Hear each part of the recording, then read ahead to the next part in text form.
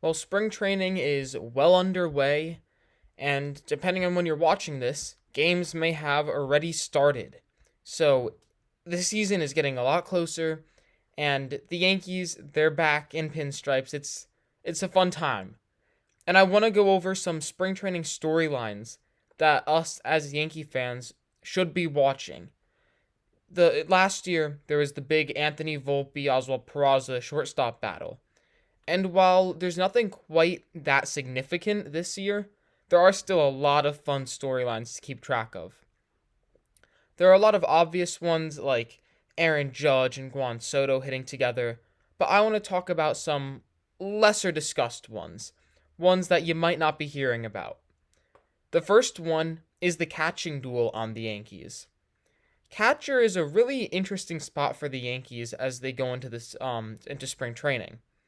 They have a bunch of catchers on the 40-man roster, and the job really seems like it's anyone's.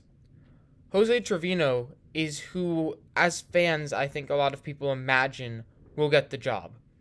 Terrible last year due to his injury, had surgery, he should be back and healthy, but he did suffer a hamstring setback, so he's not 100% going into spring training. And you start to wonder, was the 2022 season for Trevino, where he was an all-star, won a gold glove, is that just a lucky season? I mean, he doesn't have too long of a track record before that, but his track record with Texas is not fantastic.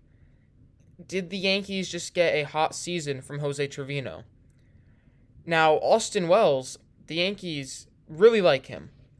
He was one of their top prospects until he was called up last year, and he's a left-handed hitting catcher. He's going to be 24 years old. The Yankees really like Wells. A lot of the coaches do, because he's a good hitting left-handed catcher. Whether or not he can hit in the majors is the real question, and the defense is another area of suspect by the Yankees. But if Austin Wells starts hitting in spring training, it could be very hard to take the bat away from him.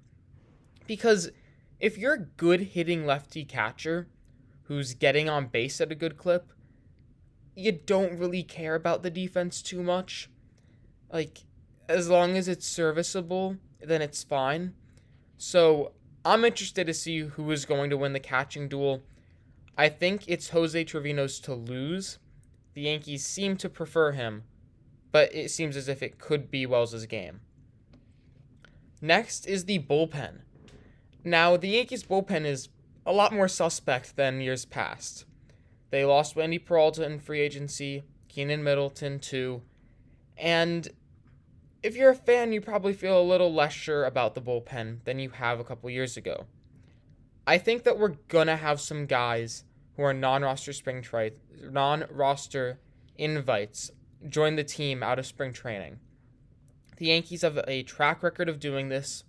Lucas Licky, Ian Hamilton, they're really good at adding relievers who either just have been injured and have gone under radars, or have really good pitch, have one really good pitch, but have control issues.